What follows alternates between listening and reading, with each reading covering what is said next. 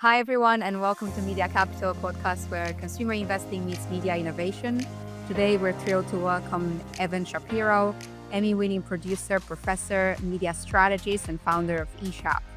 ESHAP is a change agency known for making sense of chaos in media. If you've ever seen the famous Media Universe map, then you've seen Evan's work.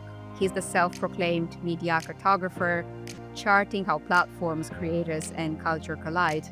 With a media career spanning iconic comedy shows like Portlandia and Comedy Bang Bang, Evan has become a rare bridge between traditional media and the creator economy. Through his company, his podcast, The Media Odyssey, and his Substack, Media, War, and Peace, Evan is shaping the global conversation on what comes next. I want to talk about the Media Universe map and a lot of things on today's podcast. But even when we met, we talked about our backgrounds and where we grew up and so on. But I would love to know how you got yourself to work in media, because you have this fantastic sort of arc right across traditional TV, production, academia. You've been involved in a few comedy shows as well. You have your own podcast, you have your own Substack newsletter. How does it all come together? Before that, how did you get to work in the space? I'll take them in reverse order. The way it all works together is I very much look at my job and my life as, I don't know if you've ever rowed. I haven't, but rowing, there's four oars people in the boat. And if all of their oars go in at the water at the same time, they go forward and go fast. But if one oar is out of place, they go in circles. And I very much look at everything I do as, are these part of the oars that are going in the water at the same time, or is this going in the opposite direction? And to me, we try to build a flywheel around everything we do, whether it's the podcast or the newsletter, or the speaking engagements, or we just finished a feature film. And the whole concept is to make sure the whole enterprise moves forward together. Doesn't mean we won't experiment on things, but we very much like things that fit inside our culture and our flow. So that's how we decide how to work together. So if you watch the podcast, it very much ties into the newsletter, and then that ties into LinkedIn. And then we have these major theses, and it very much wants to feel like one piece of intellectual property with many different spokes off of it. And that's really the nature of the creator economy. How did I get into it? That's a really circuitous route. I dropped out of college. I moved to New York, and I started working in nonprofit dance and then nonprofit theater. And I worked in theater and arts administration during the day. And then I would go at night and make art. And that evolved into me becoming the head of marketing at the New York Shakespeare Festival, Shakespeare in the Park, and the Public Theater downtown. And at that point, my career really took off. People started noticing the work we were doing. They're still using the branding I helped create for the Public Theater 30 years ago today. So it was a very successful campaign. And then we did a couple of Broadway shows, and I got a lot of notoriety. And that sparked the impetus to start my own agency with a couple of partners. And that really set us out on the journey, or me out on the journey, to evolve as a member of a larger media community. We worked on a lot of theater there, but we also then started working on the early days of the internet and film and television. And then from there, I actually sold my agency and went to work at one of my clients, which at the time was called Core TV. It's now called True TV. And that started my career in electronic media, in TV. And then from there, I became head of IFC, and I started producing stuff. And my interests of creative and strategy really married. And at IFC, I helped create and executive produced Portlandia. I'm the reason it took place in Portland. And you're working right now on, is it a financial literacy movie documentary? Yeah, I'm working on a documentary with a nonprofit organization called the Singleton Foundation on basically Americans' relationship to money. We don't teach financial literacy in the United States. We barely touch on finance in schools until you get to higher education. And then we're wondering why people have all this crushing debt, or they fall prey to predatory loans, or they fall prey to bad mortgages, or they fall prey to like bad tech that promises you great returns. And the reason is we're not educating the youngest members of our society how to have a relationship with money that's healthy. And then what happens is we compound that with kind of embarrassment of not knowing enough about money. And then we're afraid to talk about it. And then that creates great psychological stress around your relationship with money. So we're making a documentary basically to help people feel not alone on this topic and then empower them to find out more to make themselves more financial literate and then more financially secure. And Evan, you spoke openly about being let go of CISO. And I think, did that really happen on your 50th birthday? Yeah, it happened on my 50th birthday, April 28th, 8 years ago. Kind of shows you who Comcast is. Brian Roberts likes to talk about the culture there. But then when you look at the things that's happened at that company over the years, what he says and what is the reality are not always the same thing. And that's one of the basic natures of corporate media is they pretend to care about people, but in the end, it's only the shareholders that they care about. And I understand that. But what that creates is a misalignment of goals. And so if your entire motivation is to please shareholders once a quarter, every quarter, as opposed to building something that's timeless, those two things are not always in concert. Sometimes they are. Steve Jobs was great at that sometimes, but he often delayed return to invest. If you look at how Jeff Bezos built Amazon, years and a decade, no profits. And then eventually it built into what they have today. And the incentives in media are misaligned, and they have been for some time. And they gear towards executive compensation and shareholder return, but not employee satisfaction, which may sound like a kumbaya statement, but satisfied employee groups are more productive employee groups. So creating satisfaction in your culture is actually good for your business. There's a lot of senior managers who don't seem to fathom that. A lot of the executives who you see in power now, the septuagenarian group of mostly old white men who are running media across the planet, a lot of them were just lucky. They were in the right place at the right time, and the curve went like this, and they wrote it. And they thought they were geniuses, and they made tens of millions of dollars as a result of it. And now they're out of ideas and they're stuck. You'll see a rush of activity before every earnings call, just mad announcements because they don't have a thesis. It's because they're out of ideas. And it was a very interesting experience. It taught me a lot. There's no way I would be who I am today if I hadn't worked at Comcast and seen the inside of the machine. I think in hindsight, it was probably, you tell me, but it was a really good thing what happened because it just sparked almost a reinvention, if you like. I would love to know what was going through your head at the time and how that change actually pushed you into doing what you're doing today and starting the whole new chapter. They forced me out and I had no choice.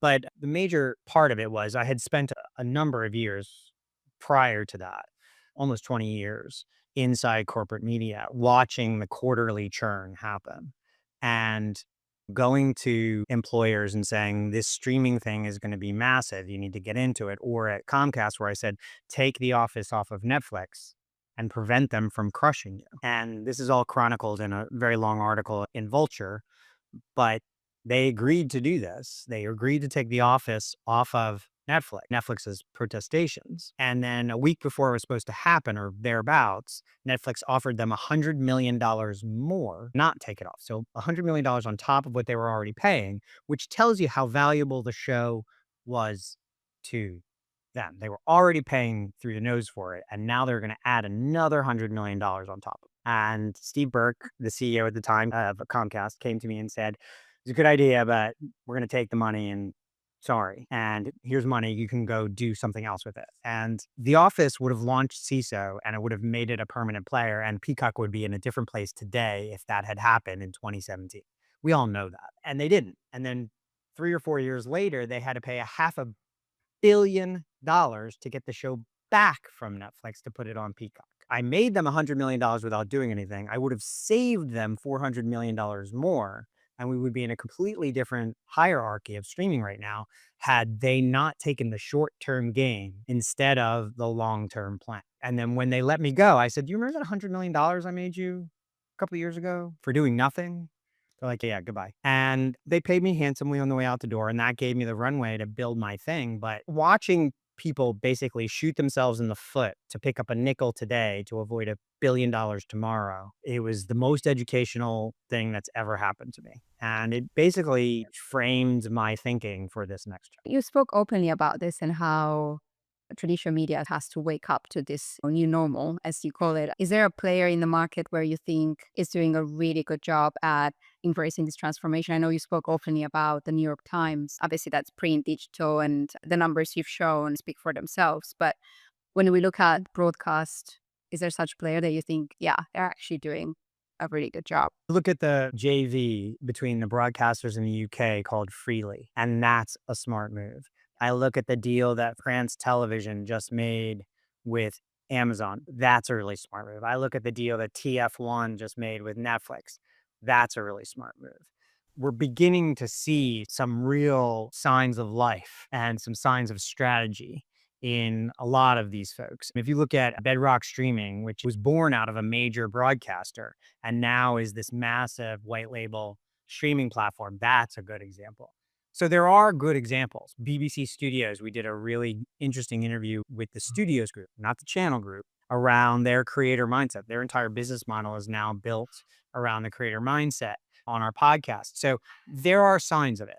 But as far as an entire company transforming itself as it needed to for this current era, there is only one example I can find, and it is the New York Times. We started speaking about the media universe map. And I think with all the changes happening right now, did say that you're updating literally month by month. What actually led to that creation of the map? And was it a tool that you needed for yourself first to educate the rest of the market? And how are you using it now? Have been teaching college level for almost 20 years, and I needed something to personify the current motion in the universe, in the ecosystem. And there really wasn't anything. But I'm also addicted to PowerPoint. And so my love of PowerPoint as an art form, I once wrote a love letter to PowerPoint, and my love of data and my love of the industry collided around an art piece. And that was really a magical moment. As it was coming together, I'm like, oh, this actually is something. And I shared it with my friend Dade Hayes, who is a business writer at Deadline, and he published it, and my life changed like that next day. And so I update it once a month in PowerPoint by hand. And it is also a rigorous training methodology for me by taking 140 companies and diving into their economics once a month, every month for now 5 years. Your brain changes shape, and it allows you to basically understand the nature of the ecosystem at a different level, at a molecular level that has become just the nature of what we do. People really come to us for insight and expertise, but they're now beginning to look to us as the directional sign for what's next. I think the only reason that is because we're the only one who dive into that many numbers on a consistent basis without fail. The rigor is just constant. There are other people who do what we do, but exactly what we do, we're one of the only people out there who do that. And it's really been transformative. I was about to say, because I think there's a few websites that have this infographic approach. They cover a lot of different maps, but they're generalists. Or if you look for a really comprehensive, holistic map, if you like, of the media space, yours is extremely complex. And you said that you've done it over the last 5 years. I'm curious what you've seen changing over the last 5 years. What's new on the map right now? And if you take an external view or somebody that is not necessarily in intricacies of media, there's a lot of divesting at this point. But I feel like we're moving more into a space of consolidating all these assets, right? Warner Brothers is divesting, Comcast, all of them, all the cables. Curious what you've seen over the last 5 years. So the original map was not meant to predict something. It was meant to announce something that had already happened, which is the takeover of media by tech. And then I think what's happened since then, and it's become clear to me, is that tech hasn't overtaken media. It's that consumers have used tech to take control of media themselves. And the tech is the enabler to take power from the traditional gatekeepers and put it in the hands of the consumer. And so I think when you watch the economic shift over the last 5 years, it is money moving from traditional media into tech, but more accurately, it's money moving from traditional media into much more of a creator economy for the entire media universe.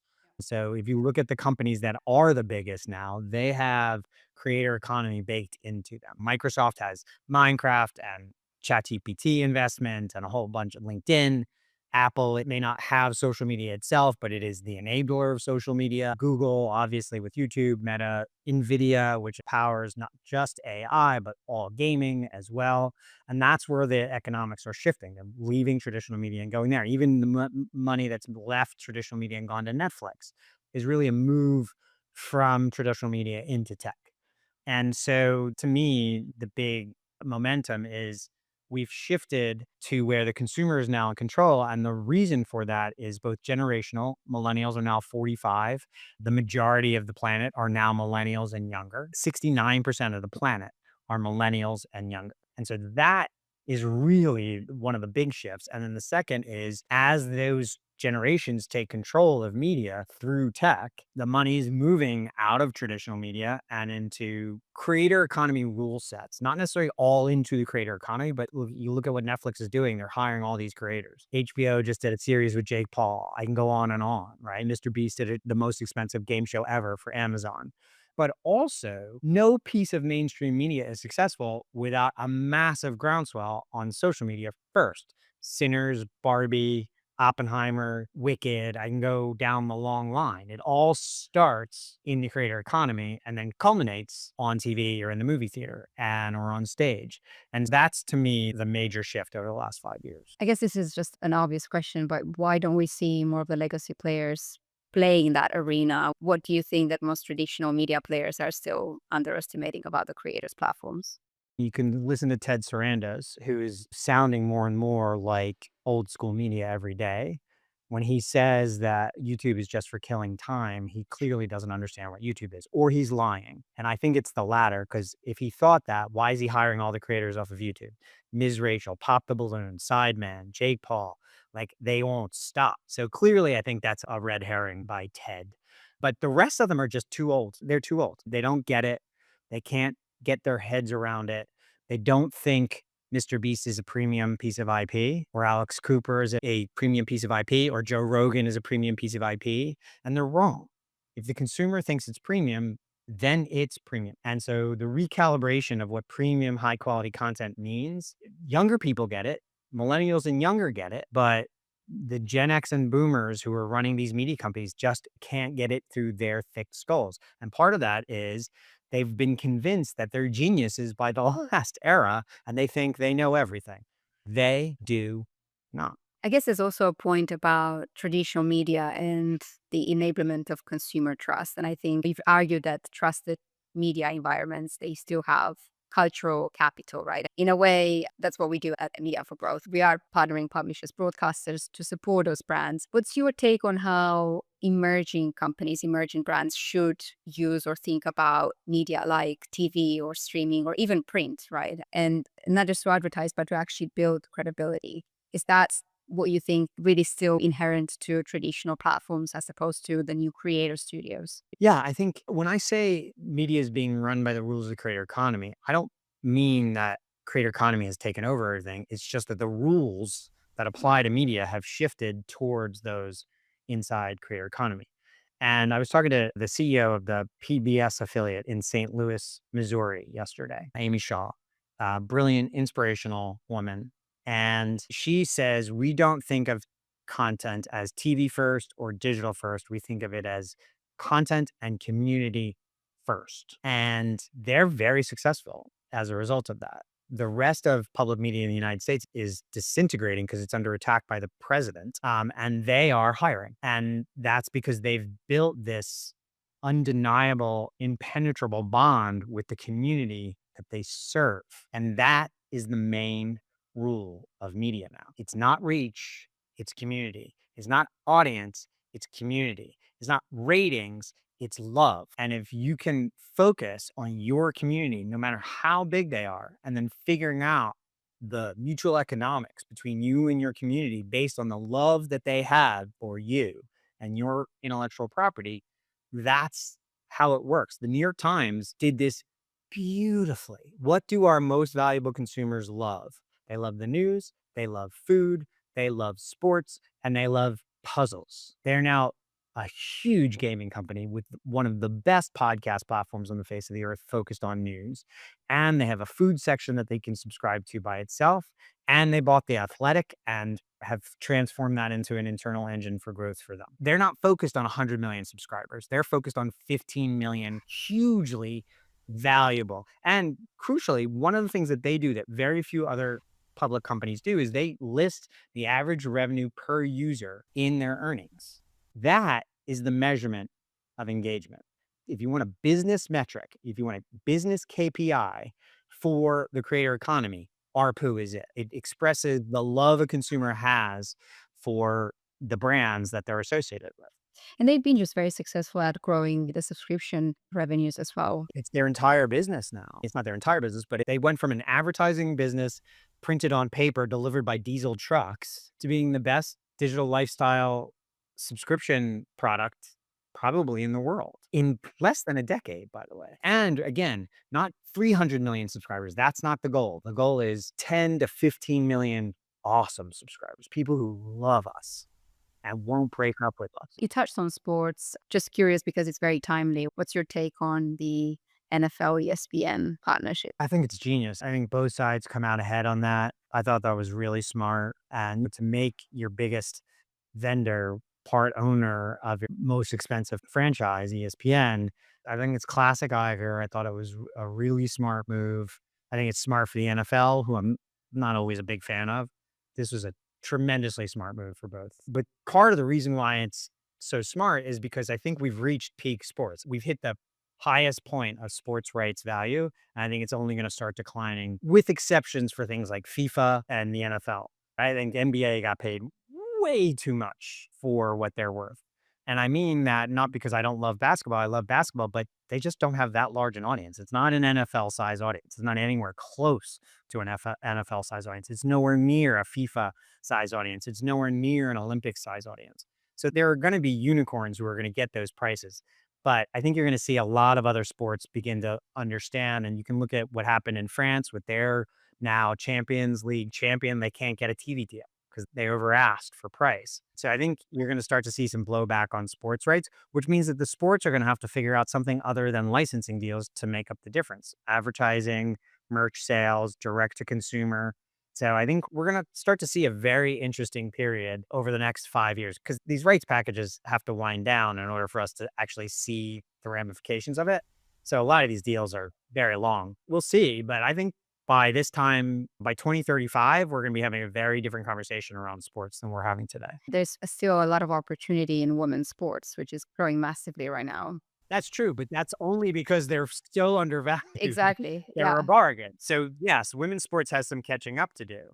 So you're right. There is a lot of upside for women's sports. And I think you'll start to see that across the planet. Here, the WNBA and the women's NCAA, their values have skyrocketed. And I don't want to say this, I don't want to overblow this, but basically because of one player, right? Caitlin Clark basically changed the economic conversation around the WNBA and women's NCAA basketball over the course of just 3 years. It's amazing. And she's going to become the Michael Jordan of the WNBA. Both, I think, from a player standpoint, she's a fantastic player, but also she's really savvy business person. She's going to make a lot of money, but she's going to shift the economics, I think, away from men's basketball and into women's basketball, because there's just a much more passionate audience there now. They're showing up live, they're buying the merch. It's a really exciting time. And women's soccer, women's football has seen that over the last number of years. But I also think it's capped. I think that it'll hit a point, it'll right size the market, and then it's going to fall in line with everybody else. There's going to be a plateau. I'm curious because you talked about a couple of people along the way, and we do have a shout out moment. And it's always challenging because it's tough to choose one person that you could think of that had a tremendous impact along the way, or on yourself personally, or it could be alongside your career. Is there somebody that you could think of, and why? Why that person? The person for me, it has historically been George C. Wolfe. He's a director, Tony Award winner, living legend. He ran the public theater. I got there and he gave me a job that I didn't deserve. I was too young, too inexperienced. I just did not deserve that job, but he saw something in me that he believed in and he gave me a shot. And he also taught me that in entertainment marketing anyway, The root of the message always has to go back to the root of the content. And I think this is true of wider marketing, which is any marketing campaign will only work if it actually speaks to the unique seller proposition of the product itself. That was a very instructive moment for me. It went from me understanding marketing as a soft science into marketing as more of a creative science. And meaning there's media science that goes with it, but you have to apply a messaging thing, which is almost always subjective, that you can rely on. And so going to the heart of the authentic product as opposed to trying to slap something on top of it is always going to be the answer there. And that intersection of content and marketing was just incredibly formative for me. And since then, you've been a producer, a professor, a media cartographer, which I actually haven't got to name anyone just yet, a media cartographer. Reflecting on all of that, and I know it's a very broad question, so we could, if you want, break it down, but what are the top lessons that you've learned in the last decade? Apart from the fact that media is constantly changing, or we can narrow it down to the last 5 years. I mean, I can go the last decade. I think that one of the biggest lessons I've learned is for individuals, no matter what career they're in, it's incredibly important to understand your value absent the job itself. What's your intrinsic value? And it's not a degree, it's not a skill, it's not an individual skill like PowerPoint or Excel or whatever it is. I traditionally describe it as a superpower, but until and unless you can get in touch with that transferable superpower, that inner strength that is unique to you, because every human has a strength that is unique to them.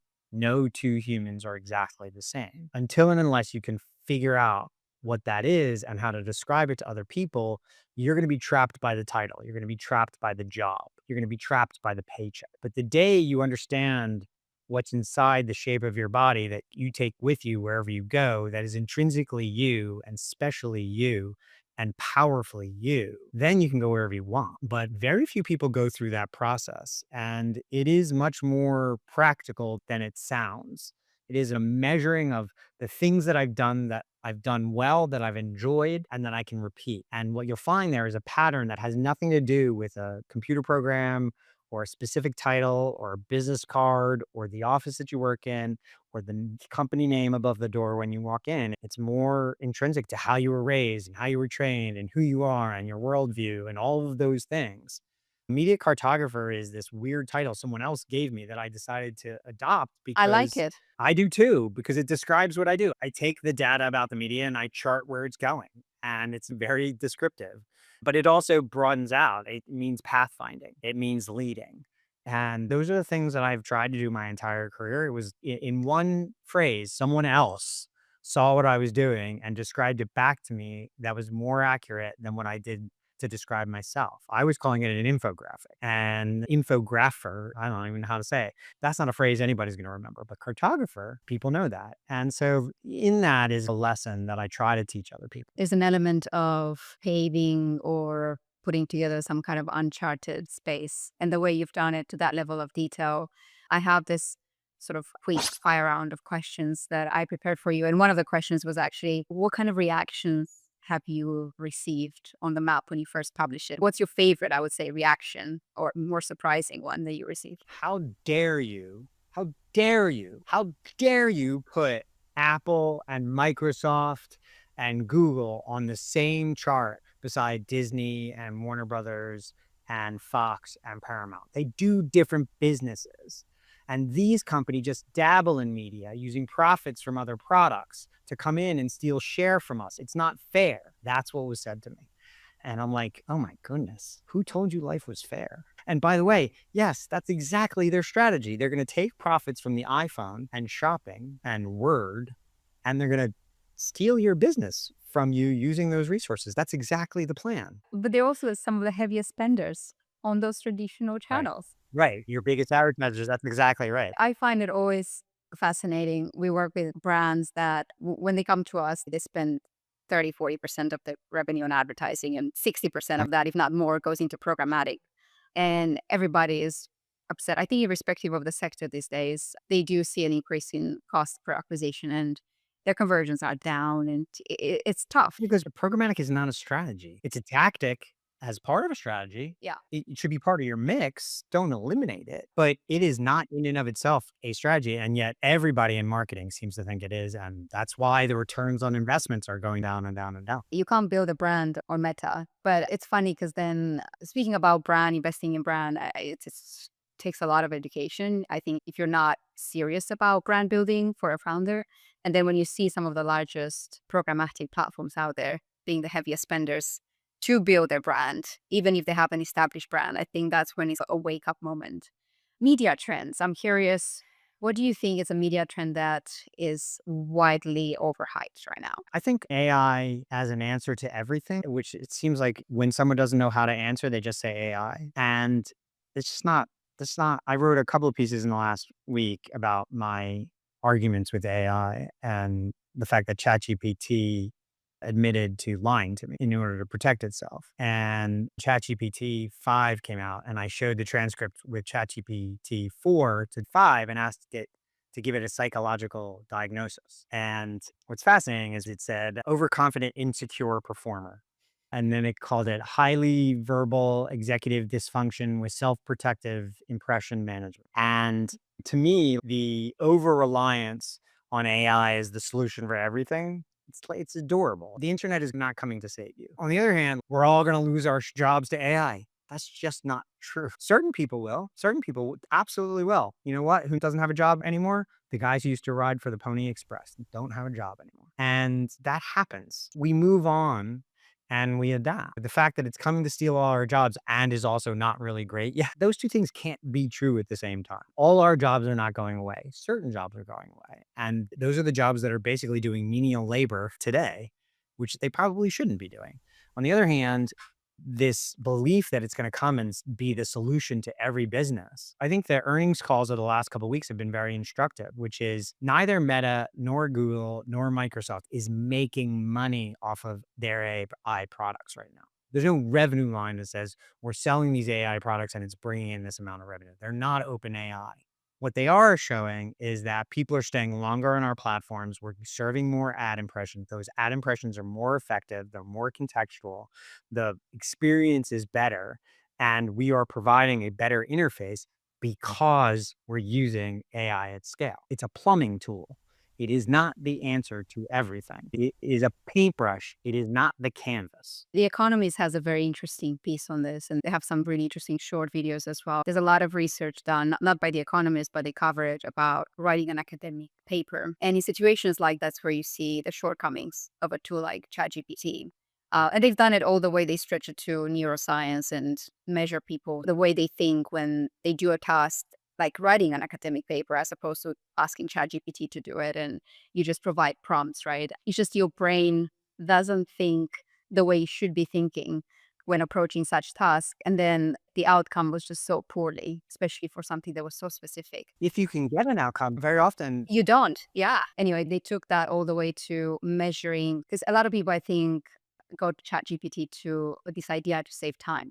So it's not just about information, but saving time. And it actually showed that you're actually wasting more time just for providing prompts at this stage right now. Perhaps in 6, 12 months from now, obviously the technology changes very fast. You're spending more time trying to feed information and adjust and make changes rather than probably doing yourself in the first place. there are things ChatGPT and the rest. I am actually, I think, probably fondest of Gemini as a product right now.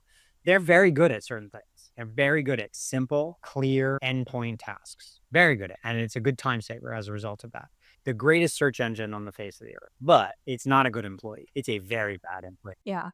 On the same trend, Evan, talking about media trends, is there one that you think is dangerously overlooked? I'm not sure where it's headed, but I think the short form dramas. Oh, yes. So that seems to be a massive trend that a lot of people are sleeping on.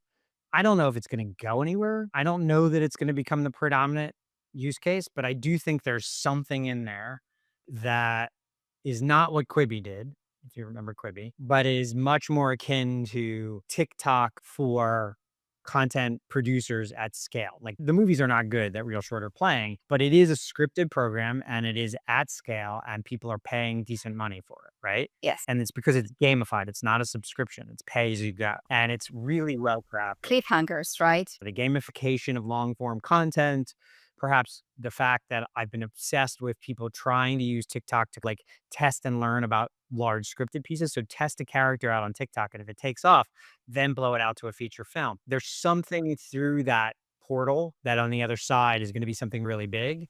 And I'm hearing about it from very weird corners of the universe. I think over the next 36 months, you're going to see something happen in this space, and everyone's going to go, Quibi was just too soon. Quibi spent $100,000 a minute on content. That is not a model, but something inside this scripted or long form documentary, vertically pay as you go. I think there's something on the other side of that I think is going to be very important to the ecosystem. This short drama series, it's already pretty big in China. But I think it's either Wall Street Journal or CPS has a very interesting short documentary on this, just about how fast it grew. And it begs the question, is it just a matter of time until we get to see it here, mass adoption, or would it ever become massively adopted? I don't think most people understand that TikTok was called Musically and was not really working for a pretty decent amount of time. And then they flipped it and added this algorithm to it, and it changed. Real Short is following a very similar trajectory, both from a kind of evolution standpoint and an adoption standpoint. I don't think Real Short is the end point, just like I don't think YouTube will be the last social video player to be on TV. Like, we're at a midpoint here. We're actually in probably the early point, but something on the other side of Real Short will be game changer. Evan, a last one for you. We talked a lot about streaming and transformation, but there's one thing the traditional media industry still does better than anyone else, despite all the noise about disruption. What do you think is that one thing? Very high quality storytelling at scale. Creators can't match it. They just can't today. And what I say to these studios and these major traditional players is, if you chose to be the best creator in your region, you would absolutely be the biggest and best creator in your region. You're just choosing not to do it. If BBC chose to be the Mr. Beast of the UK, they would absolutely be that. They would be dominant. They would own younger generations, but they're choosing not to. If Disney chose to be the greatest creator in the kids space, they would absolutely be the biggest creator in the kids space. They're actively choosing to avoid it. Why? It's just mind boggling. And it's a generational resistance that has nothing to do with fact. Because if they listen to the audience, this is exactly what the audience wants. Millennials and younger want to watch on certain platforms. Gen Xers and older want to watch on other platforms. And they coincide on Netflix. They coincide on podcasts. They do meet up every once in a while. But YouTube and TikTok and social video is the number one way, not just millennials and younger consume content, it's how they find out about Stranger Things and Barbie and Sinners. So even when they do eventually go to mainstream media, they originate on social video. And so the idea that these mainstream companies continue to look at social video as something for kids that we don't do. I'm sure the Romans said similar things about the Huns. I mean, Disney Plus, they're doing a pretty good job with the streaming platform compared to other streaming platforms. Imagine how much better they would do if they were monsters on YouTube. Imagine how much better Disney Plus would be doing today. Nothing else changed. If they just really embraced YouTube in the way that only Disney could, it would be a different company. I can pretty much guarantee it. And they just actively avoid it. It's a purposeful choice. I think there's other reasons. I think there's also just over control of media. And I think that's just inherent to really large incumbents, just having control of where the media airs, where it goes. If you look at the last 100 years in media, it is all about, I like to make this analogy, RCA, who invented the television, their slogan was his master's voice. And it's about this dog who's listening to the radio, whatever. But in reality, his master's voice is such a telling phrase, right? Push, we are in control. And that's not where we're at anymore. Over the last 100 years, most media has been controlled by a very small number of humans and companies. At most 6 or 7 companies, 8 or 9 companies, at most. But now it's not. Mr. Beast, Alex Cooper, Joe Rogan, like all these little creators are now, if not just as powerful, more powerful than these traditional media companies. And the mainstream media oligarchy cannot handle it. They're going out of their minds. They just can't deal with the fact that they're not in control anymore. And that's the explanation for everything in media right now. Evan, I'm curious, we just touched on this briefly at the start. You're going to IBC in Amsterdam. You're going to be presenting the map as well. Talk a bit about what the conference is about, because it's all about bringing the broadcasters together. Right. Yeah, it's interesting. To a certain extent, you would wish that they perhaps changed the word that the B stands for. But broadcasting is ostensibly the rationale behind it. But Sure. Amazon is there in a massive way, and Google is there in a massive way. Like all these companies come who aren't broadcast. Ostensibly, they're there because they support broadcast. Google does, Amazon does, AWS, et cetera, et cetera. But in reality, we all know they are all competing too, right? And Netflix is there. Other people are there. I think it's a misnomer at this point. So I'll try to convince them to change their name. But I think in reality, what it is, it's meant to have an active conversation about the collision of tech and content. And since those two worlds are so reliant on each other, content can now not be made or distributed without tech. And most tech doesn't really work if it isn't somehow connected to delivering content.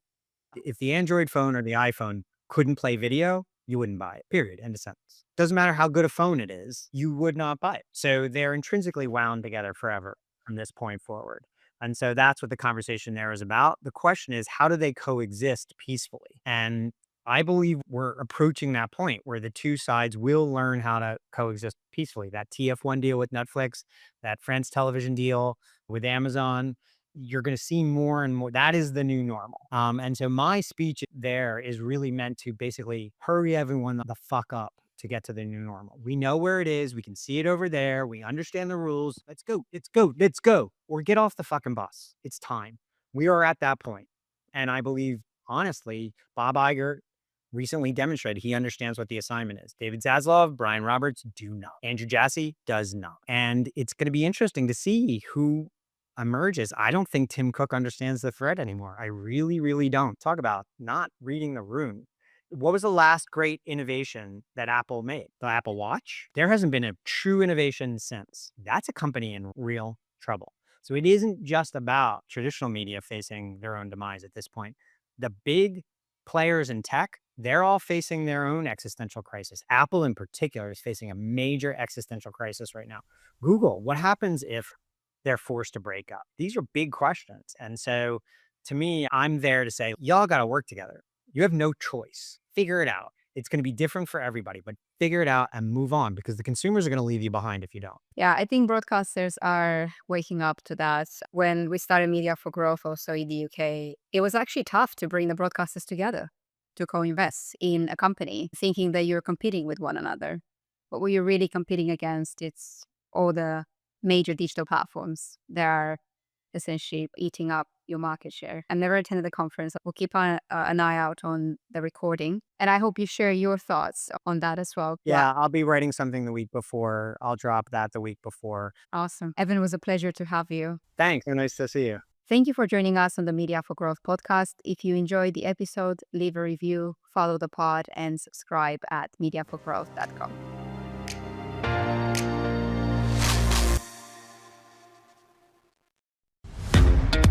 Headed to San Francisco for the largest CVC gathering of the year?